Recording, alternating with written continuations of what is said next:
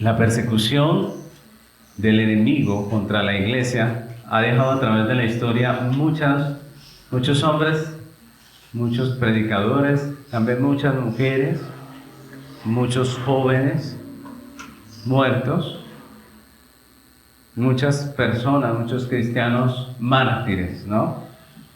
Hay una gran lista de mártires en la iglesia cristiana. Un historiador cristiano quiso poner en un libro algunos de esos mártires, y es un tomo grande, ¿no? El que habla de los mártires.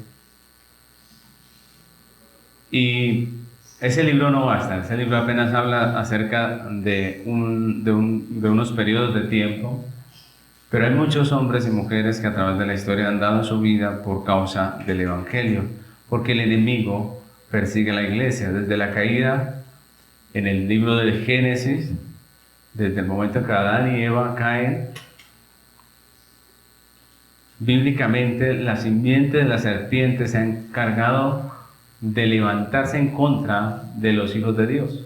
Constantemente en toda la narración bíblica vemos esa persecución. En algunos tiempos, mis hermanos, esa persecución se ha hecho muy intensa, ¿no? Más intensa que en otros momentos. Pero hay momentos en que la intensidad ha bajado, ¿no? Hay momentos en que ha sido más la persecución física y en otros ha sido más la persecución ideológica o moral. Pero en todo tiempo ha habido persecución en esta tierra. Prácticamente podemos decir que en esta tierra, desde la caída, nunca ha dejado de haber persecución contra la iglesia. Lo que pasa es que muchas veces no somos conscientes. Por ejemplo, en la actualidad la persecución física de los creyentes existe, y existe más de lo que nosotros aquí en Occidente podamos pensar, podamos ser conscientes. Un informe reciente habla de 365 millones de cristianos en todo el mundo que enfrentan persecución. Y esto equivale a 1 de cada 7 cristianos. Imagínense ustedes. En nuestra realidad uno podría decir, pero pastor, ¿dónde? ¿Cierto? Tampoco. Pues en nuestros países no, pero hay otros países donde los hermanos cristianos están siendo perseguidos físicamente por su fe, asesinados, donde se detonan explosivos en iglesias cristianas. Esa es la realidad. Mis hermanos, pero a causa del paganismo, porque ustedes se dan cuenta que el mundo cada vez se está volviendo más pagano, está volviendo otra vez al paganismo. A causa del paganismo de esta sociedad, esa cifra va en aumento, está creciendo. En ese estudio se ve cómo la persecución venía con un incremento, pero en este momento el incremento es demasiado. ¿Por qué? Por el paganismo que se está viviendo en el mundo. Movimientos anticristianos se han levantado contra la iglesia, hablando en contra de la iglesia, con unos discursos muy convincentes, donde la culpa de muchas cosas se le echa a la iglesia, a la moral bíblica, ¿cierto? Donde se aboga por el libertinaje, tomando como base el paganismo, diciendo nosotros éramos pueblos libres, que no teníamos leyes contra el adulterio, por ejemplo, o leyes contra esto y aquello. Vivíamos así tranquilos, éramos pueblos tranquilos, y ustedes vinieron con sus leyes a dañarlo todo. Hoy en día esa es la realidad, se acusa a la iglesia, se acusa al cristianismo, y se han levantado en contra de la iglesia, contra nuestra fe, contra nuestra moral, contra nuestro propósito, contra el diseño de Dios, contra la familia, contra las instituciones. Y esto ha aumentado el rechazo contra el cristianismo y ha traído mucha persecución. Ese rechazo contra los cristianos en muchas ocasiones ha repercutido en violencia contra los creyentes y últimamente en quema de los locales donde se reúnen las congregaciones cristianas. Se han incendiado en lugares de reunión cristiana porque se intenta acusar a los creyentes de muchas cosas. Entonces, esa es la realidad que estamos viviendo. Hay muchos movimientos, por ejemplo, el movimiento progresista, con todos los que se adjuntan a este movimiento, ven con malos ojos el cristianismo por eso. Ellos abogan por una sociedad libre, entre comillas. Lo que ellos llaman libre es que cualquiera pueda hacer lo que quiera. Y esa es una realidad. Especialmente ese movimiento se ha levantado contra la iglesia. Por eso nosotros tenemos también que llamarlo con nombre propio, así como ellos con nombre propio nos acusan de tantas cosas. Es la realidad que estamos viendo. Y esto ha aumentado la violencia y la persecución contra la iglesia cristiana, contra periodistas cristianos, contra pastores, contra la iglesia. Y es una realidad que estamos viviendo. Históricamente el enemigo ha perseguido cruelmente a la iglesia, pero la realidad, mis hermanos, es que a pesar de toda esa persecución, nunca ha podido detenerla. Porque la Biblia, ¿qué dice acerca de eso? Dice que las puertas del Hades no prevalecerán contra la iglesia. Y de esto nos enseña el texto que vamos a estudiar hoy, de esa realidad de la persecución y de cómo Dios en su soberanía guarda a la iglesia, la protege. Así que continuamos hoy en el estudio de la serie expositiva de Nehemías con un lema que es: Jesucristo edifica su iglesia a través de la iglesia. Y esta es la enseñanza 14 de esta serie, que se titula Detenerse o avanzar. Vamos a estar estudiando Nehemías capítulo 6, versículos del 1 al 14. Nehemías 6, 1 al 14. Dice la palabra del Señor: Cuando oyeron Sanbalat y Tobías y Gesem, el árabe, y los demás de nuestros enemigos, que yo había edificado el muro y que no quedaba en el portillo, aunque hasta aquel tiempo no había puesto las hojas de las puertas, Sanbalat y Gesem enviaron a decirme: ven y reunámonos en alguna de las aldeas en el campo de On. Mas ellos habían pensado hacerme mal. Y les envié mensajeros diciendo: yo hago una gran obra y no puedo ir, porque cesaría la obra dejándola yo para ir a vosotros. Enviaron a mí con el mismo asunto hasta 4 veces, y yo les respondí de la misma manera. Entonces Sanbalat envió a mí su criado para decirme lo mismo por 5ª vez, con una carta abierta en su mano, en la cual estaba escrito: se ha oído entre las naciones, y Casmú lo dice, que tú y los judíos pensáis rebelaros, y que por eso edificas tú el muro con la mira, según estas palabras, de ser tú su rey, y que has puesto profetas que proclamen acerca de ti en Jerusalén, diciendo: hay rey en Judá.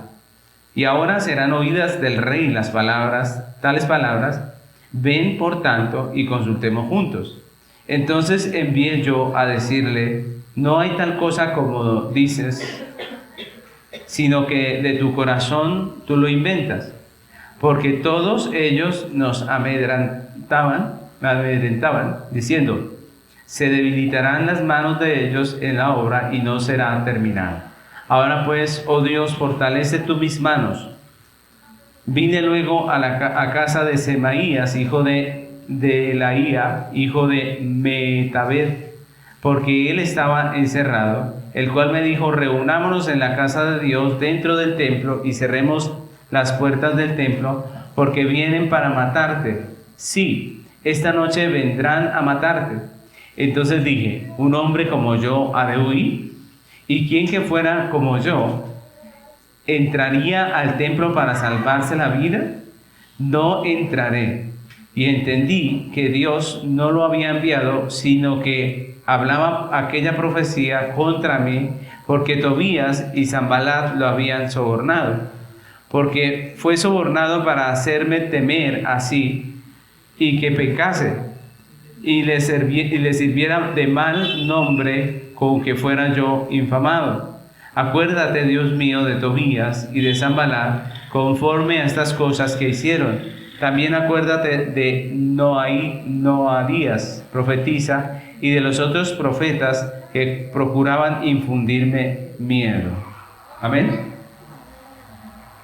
Hemos estado avanzando por esta historia preciosa del libro de Nehemías, viendo cómo Nehemías, al escuchar esa situación de su pueblo, acude al llamado de Dios y va a reconstruir el muro de la ciudad de Jerusalén. Recuerden que la ciudad estaba en ruinas. Nehemías llega, en el capítulo 3 nos muestran cómo reconstruyen cada tramo. En el 4 nos narra la oposición que se levanta del enemigo, que envía un ejército prácticamente, ¿cierto? Y ellos toman espadas para defenderse y no hay ningún ataque porque ellos estaban allí preparados. El capítulo 5 nos habla de algunos problemas internos y hoy empezamos el capítulo 6, que nos sitúa de nuevo en medio de la reconstrucción. Y aquí nos hablan de cerca del final, cuando ya habían cerrado los portillos del muro, es decir, ya no había un tramo por donde se pudiera meter el enemigo, ¿cierto? Sin embargo, todavía no se habían puesto las hojas de las puertas, es decir, estaban los marcos, todo listo, pero la puerta no estaba todavía. Y aquí, situándonos en este punto, podemos ver que el capítulo nos muestra la reacción del enemigo. El enemigo ya había intentado detener la obra a través de la guerra, pero no pudo. Y lo que hace el enemigo es levantarse con estrategias diferentes con el mismo fin. ¿Cuál era el fin? Detener la obra, ¿cierto? Que la obra parara. Ya faltaban solo las puertas, pero todavía había esperanza de detener la obra, decía el enemigo. Entonces, él usa 3 estrategias diferentes a la de la guerra para poder detener la obra. ¿Cuáles son esas 3 estrategias? Es lo que vamos a estar viendo hoy, si el Señor nos lo permite. 3 estrategias que emplea el enemigo para intentar detener la obra y cómo hacerles frente. ¿Amén? Entonces vamos a comenzar. La primera estrategia que usaron los enemigos aquí en este texto fue la distracción. Si ustedes miran el texto, el versículo que acabamos de leer, los versículos que acabamos de leer, en el versículo 1 nosotros podemos ver que nos muestran un pueblo organizado, constante, diligente y concentrado. Y ese trabajo diligente y concentrado siempre produce resultados, mis hermanos, resultados palpables. El hombre es muy flojo, ¿no? Si yo les preguntara a cuántos les gustaría ganarse un buen premio, ¿no? Pues uno dice, pues yo quisiera, ¿no? Y por eso la gente acude a la lotería, ¿no? Si usted quiere 10 millones, pues le toca trabajar bastante. Pero de pronto en la lotería los tiene usted en menos de nada, ¿no? Y entonces la gente dice, pues yo juego la lotería a ver si me la gano, ¿no? Pero la Biblia siempre nos habla del trabajo diligente y nos dice que ese produce resultado. El trabajo constante produce resultados. Eso no le gusta al perezoso, ¿no cree? Eso no le gusta al perezoso.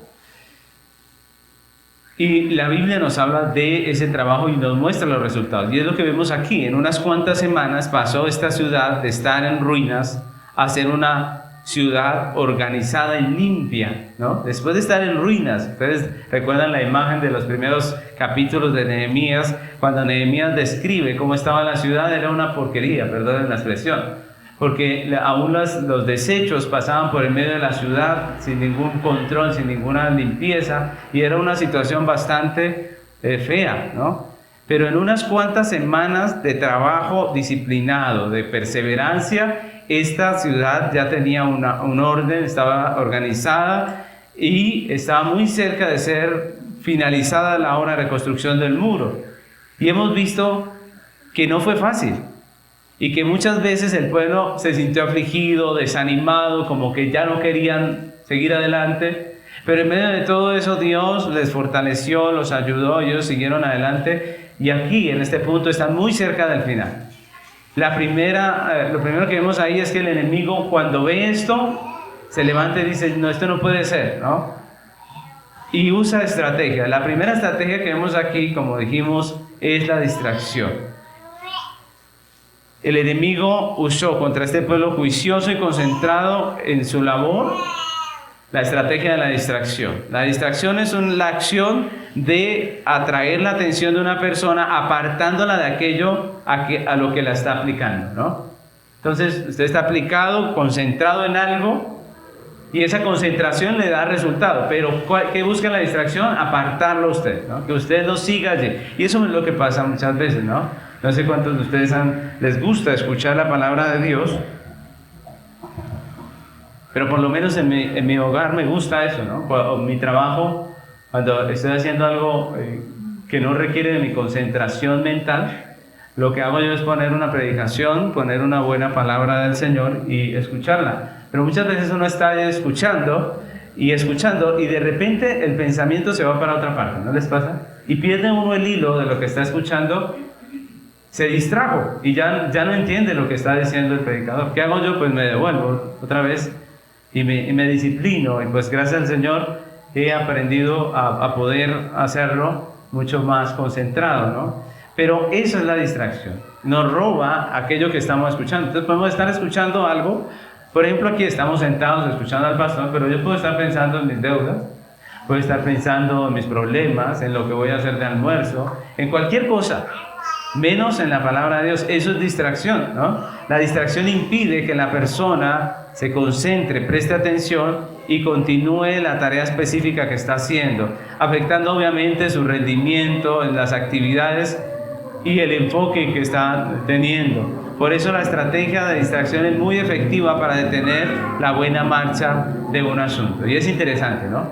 Porque es algo tan sencillo que uno dice, pues eso no es algo muy grave. Sin embargo, eso le puede robar a uno, por ejemplo, la hora de culto, ¿no creen ustedes? Uno puede estar aquí y no aprovechar nada. Entonces, y como esto no es por presencia, no es porque usted esté haciendo acto de presencia, sino que lo que estamos haciendo aquí es alimentando nuestra mente, nuestro corazón, pues la distracción puede robarle a usted todo el tiempo del culto, ¿no? Y eso es lo que nos muestra aquí. El texto dice que los enemigos, Sanballat y Gesem, invitaron a Nehemías a reunirse en alguna de las aldeas en el campo de oro. Imagínense ustedes a Nehemías trabajando. ¿Recuerdan cómo dice que ellos trabajaban todo el tiempo estaban allí trabajando, se turnaban? ¿Recuerdan? Se turnaban para hacer la obra y todo el muro en simultánea estaba siendo construido. Todos estos judíos estaban dándole al muro todo el tiempo y esta gente llega a interrumpir el trabajo de Nehemías y a invitarlo al campo de oro, a invitarlo tal vez a almorzar, a pasar un tiempo. Obviamente recuerden que estos hombres eran gobernantes, eran personas de autoridad. Invitan a Nehemías, que era un gobernador, ¿cierto? Le dicen, venga, almorzamos, venga con nosotros. Miren cómo ellos pasan de la agresividad a la diplomacia, ¿no? Hasta hace un tiempo estaban que lo mataban, ¿no? Pero ahora le hacen una invitación amable, una invitación cordial a que vaya y almuerce con ellos. Y el versículo 4 muestra la perseverancia del enemigo en cuanto a esto, ya que dice que enviaron hasta 4 veces con la invitación. Es decir, Nehemías decía, yo no puedo, estoy trabajando, y ellos volvían y enviaban a otro mensajero y decían, venga, que volvieron a invitarlo, mire, esta vez es así, lo invitamos, lo esperamos allá, ¿cierto? Y él volvía hasta 4 veces, dice. El propósito era distraerlo, obviamente, apartarlo de la obra y no permitir que se terminara la reconstrucción. Pero vemos que Nehemías cayó o no cayó en esa estrategia. No cayó. ¿Por qué no? ¿Por qué no se deja distraer? ¿Cómo hizo frente a esa distracción? ¿Cómo le hizo frente a esa distracción? ¿Qué hizo para no dejarse distraer? Pues la respuesta de Nehemías en el versículo 3 lo deja muy claro. Nehemías no cayó en la distracción porque tenía muy claro el valor de la obra. Él dijo, ¿yo hago qué? Una gran obra. Yo hago una gran obra. Yo hago una gran obra. Mis hermanos, si algo es importante para usted, usted no se va a dejar distraer. Si algo es importante para usted, usted no se va a distraer. Si usted se empeña en hacer algo en la vida con todo su corazón, usted va a intentarlo y no importa cuánto se esfuercen por distraerlo a usted, sencillamente usted no se va a dejar distraer porque usted sabe lo que está queriendo, entiende el propósito y sabe que necesita eso y no lo va a soltar hasta que no se termine. Y es lo que pasa con Nehemías. Él sabe que lo que él está haciendo es una gran obra. Es una gran obra. Y eso es importante, mis hermanos. Él sabía que su labor era parte del cumplimiento de la profecía, que él estaba haciendo la obra de Dios, que lo que buscaba era la restauración del pueblo de Dios. Pero también entendía la importancia de su labor dentro de esa obra, y él le dice a sus enemigos, él les dice: no puedo ir porque cesaría la obra dejándola yo para ir a vosotros. Él está diciendo: lo que yo estoy haciendo aquí es importante, no puedo irme porque entonces cesaría la obra. Sin esas dos cosas, mis hermanos, Nehemías se habría dejado distraer de las invitaciones de sus enemigos, ¿no creen? Sin esas dos cosas nos dejamos distraer fácilmente. Si no entendemos la labor, la importancia de la labor, si no entendemos la importancia de nuestra parte dentro de la obra, pues vamos a dejarnos distraer. Y al igual que Nehemías, el pueblo judío sabemos nosotros que la iglesia tiene un propósito en esta tierra. ¿Sí lo tiene o no lo tiene? ¿O estamos aquí porque sí nomás? No. Sabemos que hay un propósito. La iglesia tiene un propósito en esta tierra: glorificar a Dios y gozar de Él para siempre. Tiene una misión, tiene una tarea que le ha sido encomendada. Jesús le dijo: vayan y hagan discípulos, ¿dónde? A todas las naciones, bautizándolos en el nombre del Padre, del Hijo y del Espíritu Santo, mandándoles que guarden todas las cosas. Y yo estoy con vosotros todos los días hasta el fin. Mis hermanos, la iglesia tiene una misión. Pero también sabemos que al igual que con Nehemías y con el pueblo judío, el enemigo usa estrategias ¿para qué? Para distraernos, para apartarnos de esa misión, para hacernos improductivos en la obra del reino. El enemigo nos distrae con los afanes de este siglo. El mundo vive por las cosas de este mundo, por las cosas de este tiempo. El mundo vive por lo pasajero, angustiado por la vanidad, desesperado por las cosas de este mundo, estresado por las cosas vanas de la vida. Y desafortunadamente con esas cosas el enemigo nos distrae. Desafortunadamente muchos cristianos andan distraídos por este mundo en busca de la realización personal, del éxito, de toda esta vanidad que el enemigo ha sembrado en el corazón de muchos. Y están totalmente ajenos al propósito por el cual están aquí, a la misión que le fue encomendada por el Señor Jesús. Muchos, entre comillas, cristianos buscan servirse de Dios, pero pocos están sirviendo a Dios. Muchos buscan que Dios les dé esto, aquello y lo otro, y por eso están en las iglesias, mis hermanos. Muchos están en las iglesias porque buscan de Dios cosas, nada más. Quieren servirse de Él. No le temen, no le honran, no le aman, no les gusta la palabra, no les gusta nada. Pero van porque dicen: yo quiero mi milagro, yo quiero esto, yo quiero aquello. Eso no es cristianismo, mis hermanos. Eso no es cristianismo. Si perdemos a uno de eso, no perdimos nada, mis hermanos, porque eso no es un cristiano.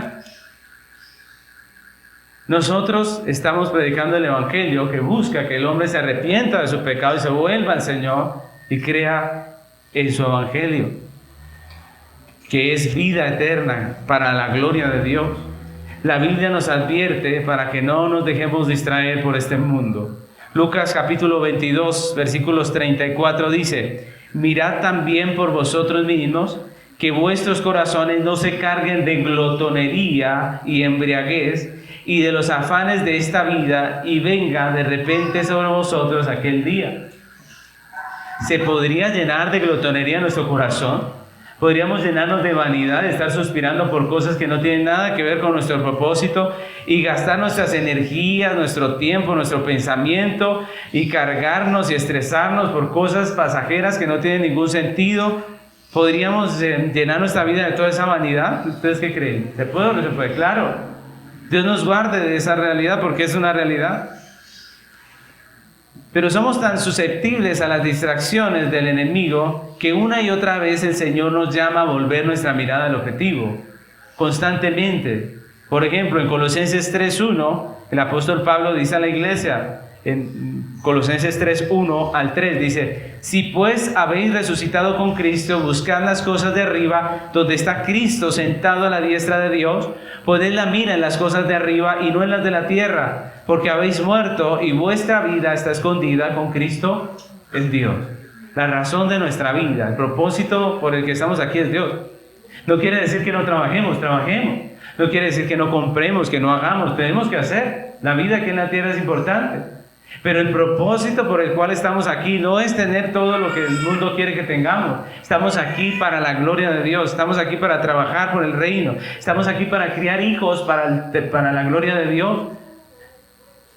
Y debemos enseñar esto a nuestros hijos. Y nuestros hijos van a tener hijos que se dediquen a crearlos, que se dediquen a levantarlos para la gloria de Dios.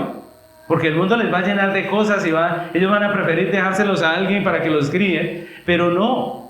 Si usted va a tener un hijo que sea para la gloria de Dios, críelo, dedíquele tiempo, evangelícelo, que sea su discípulo. Si no, ¿para qué se va a poner a eso? ¿Cierto? Si va a tener familia, dedíquele tiempo a su familia y a la hora del Señor. Críe hijos para la gloria de Dios. La brújula del creyente debe apuntar al cielo, mis hermanos. Es lo que dice el Señor. Aquí podemos navegar por diferentes situaciones, de diferentes circunstancias, pero la brújula siempre debe apuntar al cielo. A lo que Dios quiere, a la gloria de Dios, a su reino. Ante las distracciones del enemigo, al igual que Nehemías y el pueblo judío, debemos tener muy claro el valor de la obra que hacemos, de nuestra parte en medio de esa obra, de lo que estamos haciendo aquí en la tierra. Aquí, por ejemplo, hoy, en este culto, estamos nosotros capacitando, entrenando, eso dice la Biblia. Dice que Dios ha dejado maestros que nos capaciten para la obra de Él. Ministerio. Hoy estamos aprendiendo evangelismo. Los puntos básicos del evangelismo. Eso es lo que estamos aprendiendo en la clase de escuela dominical. Mis hermanos, estamos aquí para entrenarnos. Es importante este tiempo, estas 2 horas. ¿Qué creen ustedes? ¿Es importante o no es importante? Claro. Pero si nosotros nos dejamos del enemigo, llegamos a pensar que no es importante y sencillamente decimos: hoy no voy, hoy no quiero ir, estoy cansado, estuve una semana difícil, hasta luego, ¿cierto? Pero si entendemos, entonces nosotros vamos, asistimos. ¿Por qué vamos tanto a trabajar? ¿Por qué vamos tanto a trabajar? Porque sabemos que eso depende del cheque del fin de mes, ¿o no? ¿Cierto? Y si usted puede sacar una excusa y lo que sea, pero le descuentan, ¿cierto? Y si le descuentan, se descuadra. Entonces, nosotros estamos allí, pendientes, y no podemos faltar. Y si hay que madrugar, madrugamos. Y lo que haya que hacer, lo hacemos. Porque nos parece algo importante. ¿Y el trabajo es importante? Claro que es importante. Pero la vida en la iglesia, el prepararnos, el entender la palabra de Dios, el santificarnos, también es mucho más importante. El poder reflejar a Cristo en nuestra vida, el ser entrenados para la gloria de Dios, es importante. La iglesia está en esta tierra viviendo, trabajando para la gloria de Dios. La iglesia, con una práctica que modela los principios bíblicos, conformando familias conforme al modelo bíblico, criando a nuestros hijos en el Señor, manifestando el señorío de Cristo, y con el trabajo de evangelismo y discipulado que hacemos, pues estamos haciendo la obra del Señor. Cuando usted vive conforme a lo que dice la Biblia, usted está testificando de Cristo. Cuando usted le enseña a sus hijos, está testificando de Cristo. Por más de que ellos escuchen o dejen de escuchar, usted está haciendo la labor. Usted está obrando para la gloria de Dios. Cuando mostramos nuestra postura bíblica en los diferentes temas que a diario escuchamos, pues también estamos haciendo la obra. Cuando trabajamos diligentemente en nuestro oficio, ya haciendo nuestro trabajo, también estamos haciéndolo para la gloria de Dios. Sabemos que aunque la obra de Dios no depende de nosotros, Dios sí obra a través de nosotros, a través de lo que hacemos, a través de lo que decimos, a través de las cosas que a diario nosotros hacemos. Cada uno de nosotros es importante en el reino de Dios. ¿Sí o no? Cada uno de nosotros, en su labor, en su vida, en su práctica, en su hogar, en su familia, somos parte importante del reino, y es lo que Nehemías sabía. Si usted no lo cree de esa manera, pues el enemigo lo distrae. El enemigo lo distrae en la vida cristiana porque es algo más. Para la gente, la religión es algo más. Ellos van al gimnasio, van a la carnicería por la carne, ir a la iglesia también el fin de semana, ¿cierto? Pero la vida cristiana es la vida completa, es todo nuestro ser, es la manera en que vivimos en todas las áreas de nuestra vida, en el hogar, en la economía, en todos los aspectos de la vida. Así que debemos valorar la vida cristiana, el crecimiento, la parte que Dios nos dio a nosotros, ya sea como un hombre de hogar, una mujer de hogar, un hombre soltero que tiene disposición para la obra. Todas esas cosas debemos entender que estamos en Cristo y que es importante la labor que estamos haciendo aquí. La segunda estrategia que usa el enemigo aquí en este texto es el engaño. Es el engaño. Como Nehemías y el pueblo no se dejaron distraer por las invitaciones del enemigo, ellos no se rindieron, ellos siguieron intentándolo y esta vez con el engaño. El texto dice que Sanbalat envió a su criado, a Nehemías, por quinta vez, pero esta vez lo envía con una carta abierta, dice el texto, en donde se advierte a Nehemías de un supuesto rumor que corre en medio de las naciones, que lo corrobora un hombre que dice que se llama Gasmú, que es el mismo Gesem, donde supuestamente Nehemías y los judíos lo que querían era rebelarse contra el rey.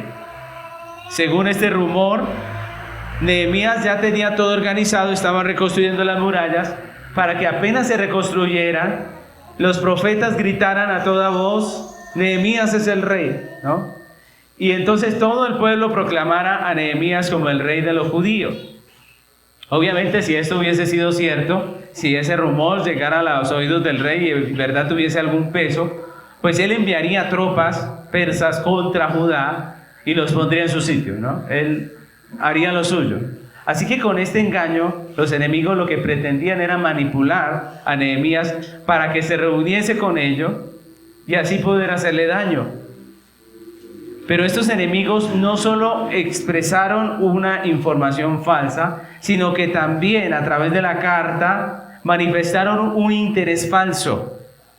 Si ustedes notan, en el versículo 7 vemos que Sanbalat aparentemente se muestra en contra de ese rumor. ¿Sí? Sanbalat escribe esta carta diciendo, Nehemías, venga, este es un chisme terrible, ¿cierto? Venga para acá y arreglamos esto, ¿cierto? Él se muestra en contra de ese rumor y se propone ayudar a Nehemías según la carta, ¿no? Él dice, venga y yo le ayudo porque esto va a ser tremendo y el rey se va a enterar. Venga, consultemos juntos al rey. Consultemos juntos. Es decir, escribámosle una carta al rey entre los dos, donde le digamos cómo son las cosas. No vamos a dejar que esto se llegue a un tamaño terrible.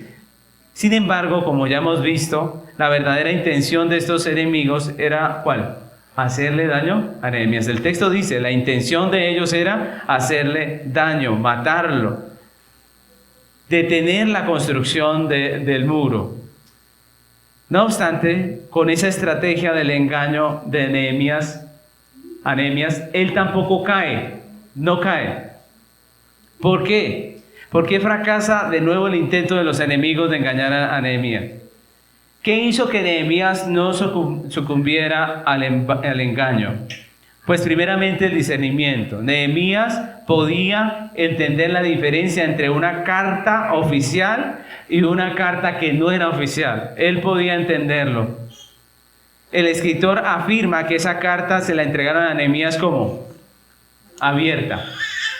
Y una carta oficial no viene abierta, viene sellada, viene restringida para que no la pueda leer ninguno. Otra cosa importante por la cual Nehemías no cae en este engaño, la vemos en su respuesta en el versículo 8. En su respuesta Nehemías dice, no hay tal cosa como dices, sino que de tu corazón tú lo inventas. Así que Nehemías no solo podía discernir entre una información falsa y una verdadera, sino que también podía entender la verdadera intención del corazón de su oponente. La verdadera intención del corazón de su oponente. Nehemías estaba tan firmemente arraigado en la verdad que fácilmente podía discernir entre algo falso y algo verdadero, entre una intención perversa y una buena intención. Mis hermanos, y eso es para aprender. Nosotros debemos aprender. ¿El enemigo intenta engañarnos a nosotros? ¿Qué creen ustedes? Claro que sí. El enemigo constantemente intenta engañarnos. Y debemos cuidarnos porque la estrategia del engaño es muy usada por Satanás para detener la labor de la iglesia. En la actualidad el enemigo usa muchas estrategias contra la iglesia para apartarla de su labor, de su propósito. Hoy en día, por ejemplo, tenemos muchos engaños en el aspecto doctrinal. Y esos engaños doctrinales llevan a una errada práctica. Si entendemos mal la Biblia, pues nosotros terminamos haciendo las cosas mal, ¿no? Un ejemplo es el engaño del legalismo, que promueve la hipocresía religiosa. Otro engaño es el del liberalismo, que promueve el libertinaje. Entonces hay muchos cristianos, por un lado religiosos, legalistas, y por otro lado hay cristianos que son totalmente libertinos. Otro es el engaño del evangelio de la prosperidad, que promueve la codicia y el amor por las cosas de este mundo. Y hay mucha gente buscando que Dios les recompense en esta vida y les dé dinero y les dé muchos lujos, y a eso le llaman cristianismo. Y todo ese engaño hace que el cristiano sea infructuoso, que el cristiano viva pensando en una cantidad de cosas que no tienen nada que ver con su propósito real en esta vida. Mateo 13, 22 dice, Mateo capítulo 13, versículo 22, nos habla acerca del sembrador. Y dice, el que fue sembrado entre espinos, este es el que oye la palabra, pero el afán de este siglo y el engaño de las riquezas ahogan la palabra y se hace, ¿qué? Infructuosa. Mis hermanos, el engaño de las riquezas puede hacer que la palabra en una persona no dé fruto, sea infructuosa. ¿Por qué? Porque no tiene vida, porque no tiene verdaderamente vida. Todos esos engaños hacen al cristiano infructuoso, ¿no? El cristiano entre comillas, ¿no? Mateo 13 nos habla de esa realidad. El engaño doctrinal produce una práctica estéril, que no da buen fruto, que no sirve para nada. Hoy en día tenemos supuestas iglesias virtuales donde no hay un pastor ordenado, el cristiano no se bautiza, no tiene una membresía, no toma la cena, no puede ser discipulado, no puede ser disciplinado bíblicamente, no se congrega. La pregunta es, ¿eso será una iglesia? ¿Eso sirve para algo? Hoy en día hay gente esforzándose por hacer estas cosas, gastando tiempo, pero no para bien, sino para mal. Y usted va a evangelizar y la gente dice, yo ya soy cristiano. ¿Dónde te congregas? No, virtualmente. ¿Y eres bautizado? No necesito eso no es importante, ¿cierto? ¿Eso es cristianismo? Disciplina, no hay ninguna disciplina, no hay nada, absolutamente nada, y eso le llaman iglesia. Otra clase de engaños son los engaños ideológicos. Se han levantado muchos movimientos ideológicos contrarios a la Biblia, pero con alguna apariencia de piedad, y han arrastrado a muchos. Y lo triste es que entre esos muchos que han sido arrastrados, están también los cristianos y algunos pastores de algunas iglesias. Imagínense ustedes. Por ejemplo, la ideología del machismo, que considera a la mujer inferior y promueve el maltrato. Ustedes de pronto no han escuchado, pero hay pastores que están de acuerdo con el maltrato de la mujer. Hay pastores que están de acuerdo con el maltrato a la mujer, la creen menos. Y eso no es bíblico. El feminismo, que deforma totalmente el diseño bíblico para la mujer. Y hoy en día, ¿cuántas cristianas son feministas?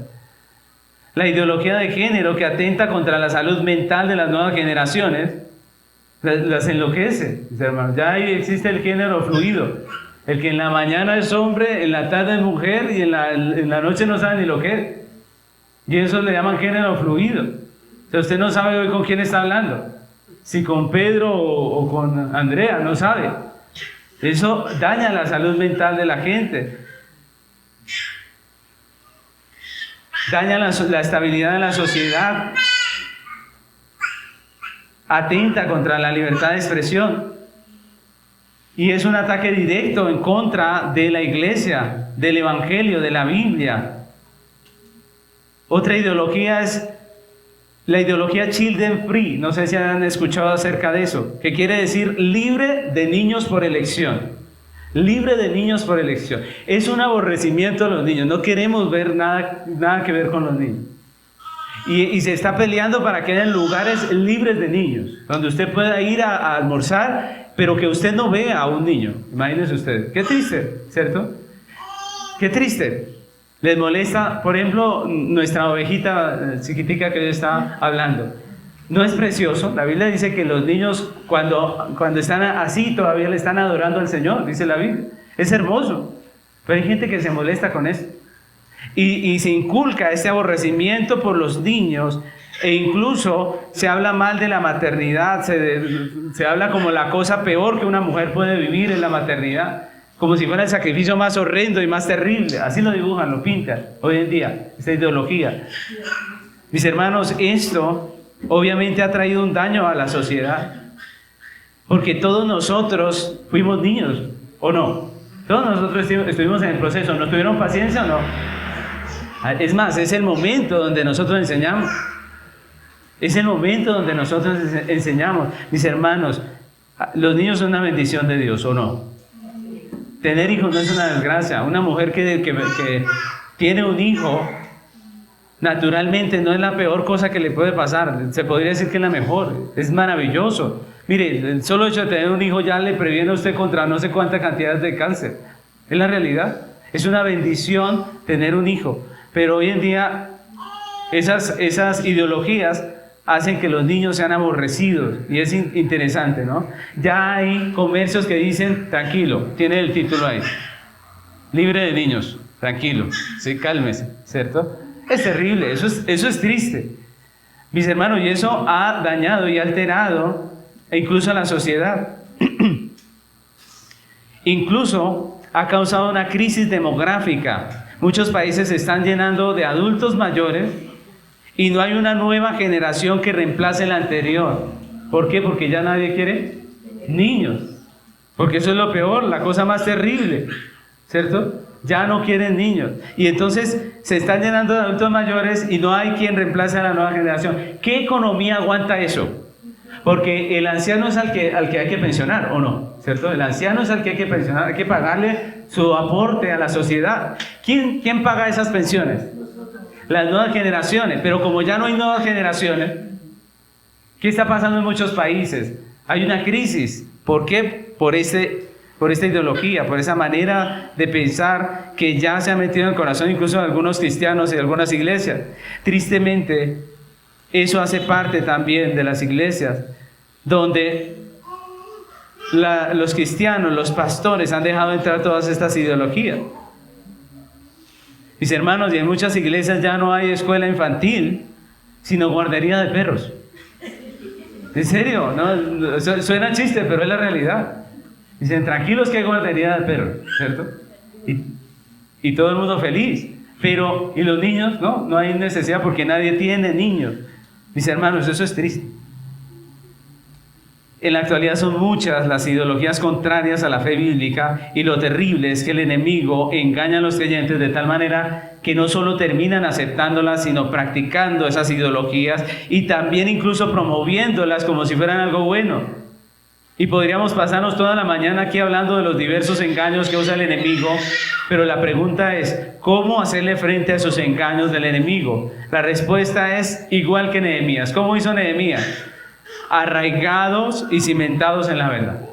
Arraigados y cimentados en la verdad. Debemos aprender a discernir lo que es verdad de lo que es engaño. ¿Y en dónde aprendemos eso? En la verdad absoluta, que es la palabra de Dios.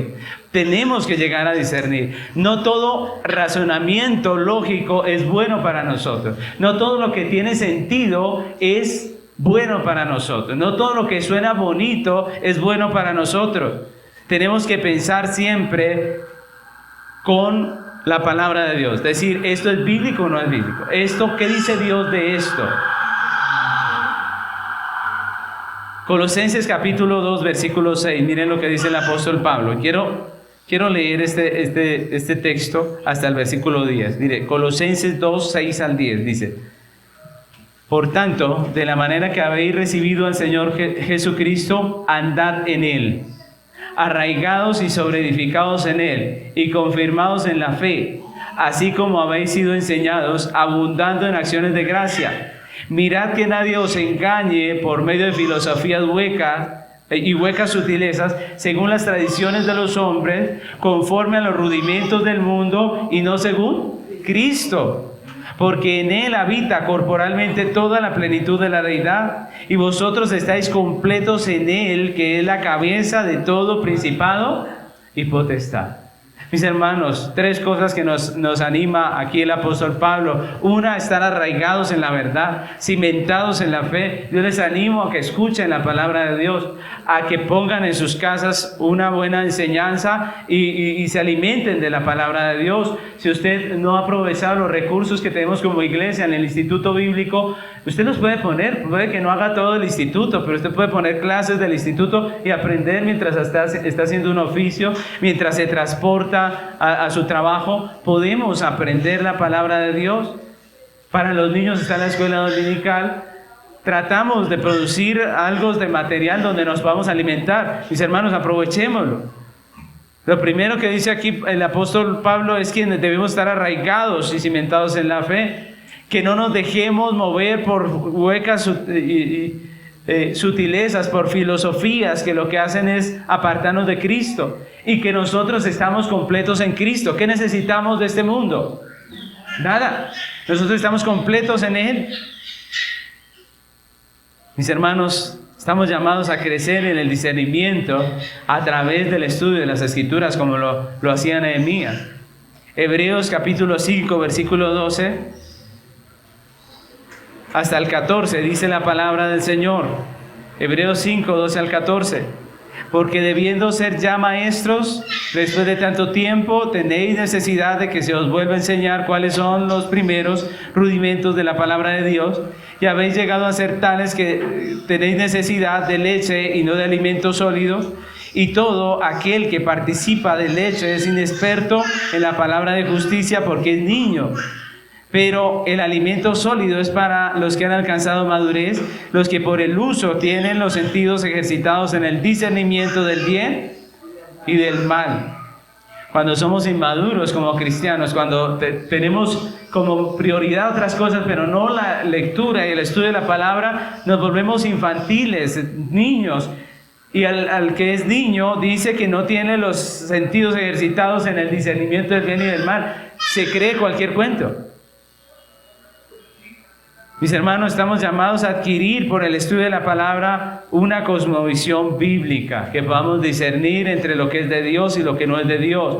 Cuando alguien me está hablando algo que es bueno y algo que es malo, solamente por la palabra de Dios podemos tener ese discernimiento. La tercera estrategia que usa el enemigo en este texto es el miedo.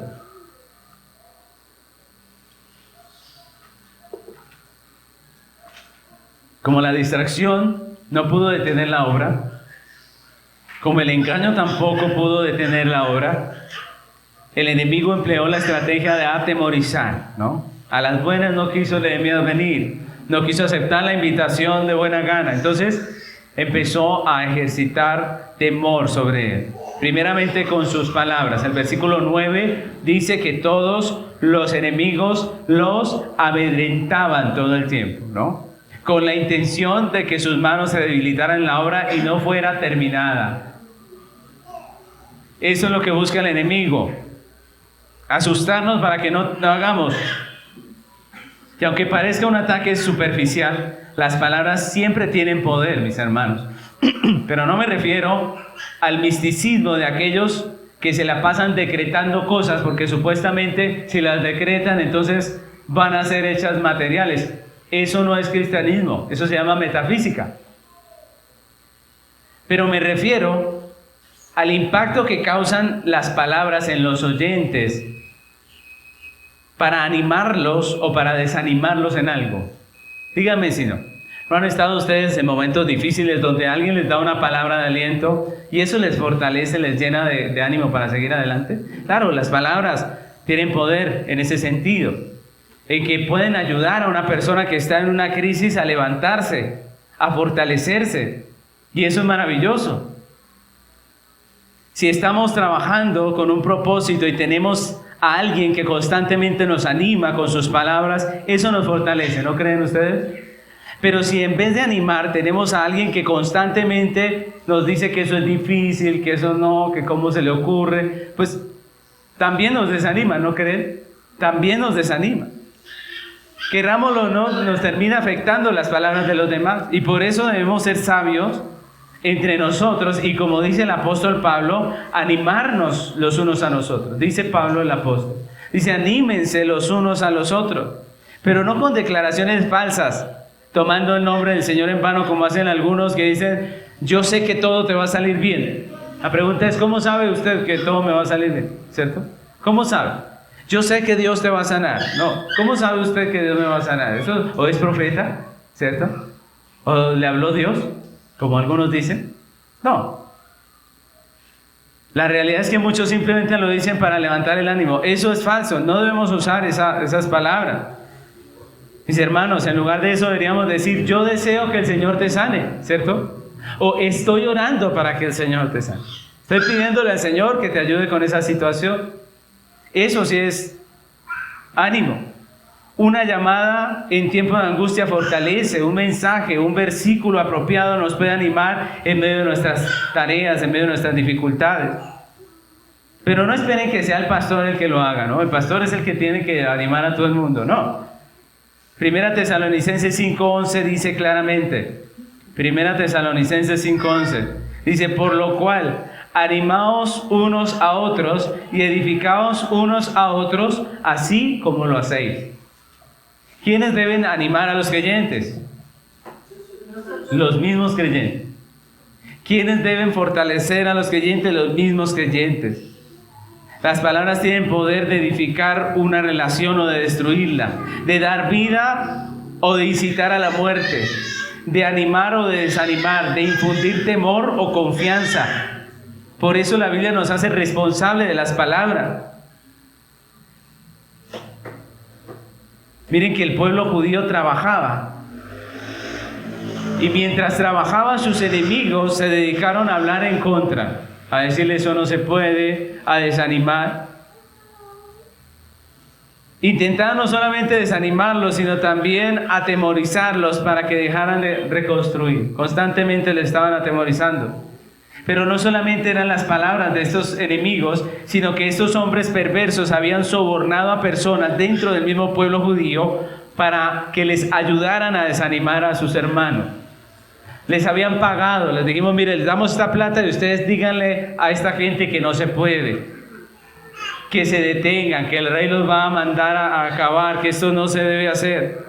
Y el versículo 10 nos habla de un profeta, Semaías, hijo de un sacerdote que era amigo de Nehemías, al que Tobías y Sanballat habían sobornado para tratar de infundirle temor a Nehemías y hacerle desistir de la obra, el cual a través de una supuesta profecía, porque era profeta, le advirtió de un intento de asesinato. Le dijo, hoy vienen a matarte. Y le mandó, de parte de Dios supuestamente porque era profeta, que huyera y se refugiara con él dentro del templo, dentro del santuario. Y eso, obviamente, si Nehemías hubiera accedido a eso, pues habría sido un descrédito para él. Un descrédito que aprovecharían sus enemigos, no solamente porque entrar al lugar santo para Nehemías era prohibido, sino también por la cobardía que hubiera mostrado en sus acciones. Si Nehemías hubiera accedido, pues hubiera tenido un gran descrédito. Pero el versículo 14 habla también de una Noadías, que era profetisa, y de otros supuestos profetas que se dejaron sobornar por los enemigos para infundirle miedo a Nehemías. Entonces, ahí estaban los profetas queriendo plática, porque por medio de la plática, por medio de la profecía supuesta que daban a Nehemías, el enemigo les daba algo de dinero, alguna recompensa. Y aunque supuestamente eran profetas, en realidad no hablaban de parte de Dios, no hablaban con sabiduría, sino coaccionados por intereses personales. Tenían unos intereses personales y por esos intereses estaban haciendo lo que estaban haciendo. Pero a pesar de todos esos intentos, mis hermanos, yo les pregunto, ¿Nehemías cedió? ¿Aceptó lo que decían estos profetas? ¿Corrió y se escondió al templo? No. La pregunta es ¿por qué? ¿Cómo le hizo frente Nehemías y los judíos a esos intentos de infundirle temor? ¿Cómo enfrentaron aún sus propios miedos? Porque ustedes, ¿qué creen? ¿Ellos temían o no temían? Claro, ellos tenían miedo de lo que estaban haciendo, obviamente. Pero ¿cómo enfrentaron esos miedos? Primeramente, en dependencia de Dios. El versículo 9 podemos ver que cuando el enemigo trataba de debilitarlos, Nehemías oró para que Dios, ¿qué hiciera? Les fortaleciera. Él dijo: Señor, fortalece mis manos, esta gente me quiere debilitar, fortalece mis manos para la obra. Y eso me parece hermoso porque Nehemías no se muestra como un superhéroe. Él se muestra débil y dependiente del Todopoderoso. En el versículo 14 vemos que Nehemías no toma venganza por su propia mano, sino que otra vez ora y pone delante de Dios a sus enemigos, pidiendo que Dios se haga cargo de ellos. Dice: acuérdate de Tobías, acuérdate de Sanbalat. Y esto es maravilloso, mis hermanos. Lo maravilloso del verdadero evangelio es que no nos pide que aparentemos fortaleza. Estamos llamados a aceptar nuestras debilidades y a descansar exclusivamente en el poder de Dios. Debemos ser valientes, pero en el poder de Dios, no en el nuestro. El Señor nos llama a ser valientes, pero en su poder. Puede que el enemigo sea más fuerte que nosotros, pero no más fuerte que Dios. Ustedes recuerdan a David, que era un guerrero profesional, un hombre de guerra, pero cuando él salía a la guerra tenía miedo. Y dice en el Salmo 18:4, dice: me rodearon ligaduras de muerte y torrentes de perversidad me atemorizaron. Ligaduras del Señor me rodearon, me tendieron lazo de muerte. Pero luego dice en el 6, en mi angustia invoqué a Jehová y clamé a Dios. Él oyó mi voz desde su templo y mi clamor llegó delante de él a sus oídos. Y el versículo 17 dice: me libró de mi poderoso enemigo y de los que me aborrecían, pues eran más fuertes que yo. Mis hermanos, ustedes saben que hoy en día estos movimientos que están en contra del cristianismo tienen poder o no tienen poder, tienen autoridad, tienen leyes a favor, tienen leyes tanto que son capaces de frustrar, de sancionar una predicación que habla en contra de ellos. Pero, mis hermanos, aunque el enemigo sea más fuerte que nosotros, no es más fuerte que Dios, ¿no creen? No es más fuerte que Dios. Estamos llamados aquí en esta tierra a hacer la obra de Dios. Y debemos hacerla confiando en Dios. Debemos expresar nuestra realidad. Debemos expresar lo que nosotros creemos. Mis hermanos, Nehemías sabía qué estaba haciendo él ahí. Y tenía claro que su vida y su trabajo eran parte del cumplimiento de la voluntad de Dios. Y en el versículo 11 leemos que él le respondió a Sanbalat y le dijo: ¿un hombre como yo ha de huir? ¿Y quién que fuera como yo entraría al templo para salvarse la vida? No entraré, dijo él. Nehemías tenía claro quién era él y qué estaba haciendo ahí. Mis hermanos, nosotros somos el pueblo de Dios. Nehemías, cuando dijo un hombre como yo ha de huir, no se estaba ufanando de ser un gran hombre, no. Él estaba diciendo que un hombre como él, en la posición que Dios lo puso, con un llamado de Dios claro para su vida, no podía huir. Él tenía una responsabilidad, la iba a ejecutar, y si lo mataban en el intento, ¿qué pasa? Que lo maten. Lo que dijo Esther fue, la que dijo: si perezco, que perezca. Voy a hacer lo que Dios dijo, y si perezco, que perezca. Mis hermanos, y en ese sentido tenemos que decir que el enemigo también emplea la estrategia del miedo a la iglesia moderna, con la falsamente llamada ciencia, la publicidad y el entretenimiento abiertamente blasfemos, con leyes cada vez más libertinas, con el relativismo moral, con toda su cultura atea, crea una presión social bastante fuerte, de tal manera que ser cristiano bíblico y proclamar las verdades bíblicas se convierte como una amenaza para nosotros. Es ofensivo para el mundo. En nuestra realidad actual es casi un insulto decirle a una mujer que Dios le llama a sujetarse a su marido. Es casi un insulto. Hacer su ayuda idónea, a criar sus hijos. Es un crimen decirle a los padres que la Biblia manda a corregir a sus hijos si es necesario castigarlos con vara. Eso llaman a todos los que defienden a los niños, para decirles que no, ¿cómo se les ocurre decir una cosa de esas? Es un escándalo citar un pasaje bíblico que hable abiertamente en contra del homosexualismo. Es un escándalo. Porque el mundo está lleno de libertinaje. Lo peor es que sufrimos de la enfermedad de la aceptación social. Queremos quedar bien con todo el mundo. Y nos falta valentía para manifestar libremente lo que pensamos, lo que creemos, para expresar nuestra fe. Nos falta valentía, ¿no creen ustedes? El mundo habla sus tonterías, las habla públicamente, sin ninguna pena, sin ningún temor, pero a nosotros nos da pena hablar del amor de Dios, de su gracia, del arrepentimiento, de la fe, del pecado del hombre, del juicio. Mis hermanos, yo creo que como Nehemías necesitamos esas dos cosas. Primeramente, fortalecer nuestra confianza en el Dios Todopoderoso para actuar con valentía ante los desafíos del mundo, pero también teniendo clara nuestra posición en medio de la providencia divina. Dios nos mandó a esto, Dios nos mandó a hacer luz. Y como dijo Esther, y si perezco, que perezca. Si nos sancionan, que nos sancionen. Seamos sabios, pero no callemos la verdad. Seamos prudentes, pero no callemos la verdad. Hagamos lo que estamos llamados a hacer. Seamos luz en medio de las tinieblas. No terminemos aliados con toda esta vana necedad del mundo. Mis hermanos, el enemigo emplea con astucia estrategias para detener la iglesia, para que ella no cumpla su función. Intenta distraernos de nuestro objetivo y de nuestra misión con los afanes de este siglo, los deseos de la carne, los deseos de los ojos, la vanagloria de la vida. Se esfuerza por engañarnos con doctrinas, ideologías y prácticas que son contrarias a la palabra de Dios. Busca atemorizarnos para detener la obra, para que ya no evangelicemos, para que no expresemos nuestra fe. La pregunta es, ante esa realidad, ¿nos detenemos o avanzamos? Ante esa realidad, ¿nos llenamos de temor y nos quedamos callados o hacemos lo que tenemos que hacer? Esa es la pregunta. Dios nos está hablando a nosotros, nos está despertando a hacer aquello para lo cual nos ha llamado, mis hermanos. Así que yo tomo las palabras de Hebreos y creo, mis hermanos, firmemente que la iglesia de Cristo no somos de los que retroceden.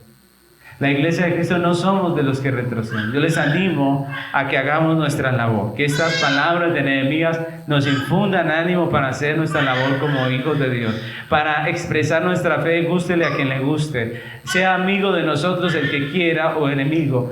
Tenemos que hacer nuestro papel en esta tierra. No estamos llamados a ser monedita de oro. Estamos llamados a predicar la verdad, mis hermanos. Así que vamos a terminar este tiempo pidiéndole a Dios que nos ayude a hacer eso que nos ha llamado a hacer, que no es fácil. Que nos ayude a hacer luz en medio de las tinieblas. Pongámonos sobre nuestros pies.